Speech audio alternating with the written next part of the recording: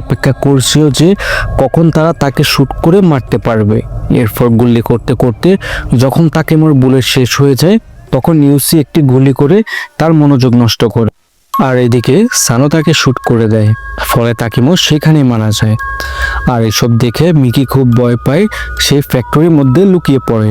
সানো এবং মিকিও তার ফ্যাক্টরির মধ্যে চলে যায়, আর তারা ফ্যাক্টরির প্রতিটি জায়গায় মিকিকে খুঁজতে থাকে। কিন্তু অনেকক্ষণ খোঁজাখুঁজির পরও তারা মিকিকে খুঁজে পায় না। তবে হঠাৎ করে সানোর পিছন থেকে মিকি বের হয়, আর মিকির সঙ্গে সঙ্গে সানোর মাথায় একটি বন্দুক তাক করে। তারপর সে ইউসিকে বলে ইউসি যদি সামনে আসে তাহলে সে সানোকে গুলি করে মেরে ফেলবে। তাই ইউসি ভয়ে তার কাছে আসছিল না। তবে সানো যেহেতু একজন গ্যাংস্টার ছিল, তাই সে খুব ভালোভাবে জানতো এসব পরিস্থিতি কিভাবে সামলাতে হয়। তাই সে সুযোগ বুঝে মিকির হাত থেকে বন্দুকটি ছিনিয়ে নেয় এবং তার কাছ থেকে সে সরে যায়। আর তখনই ইউসি সঙ্গে সঙ্গে তাকে গুলি করে মেরে ফেলে।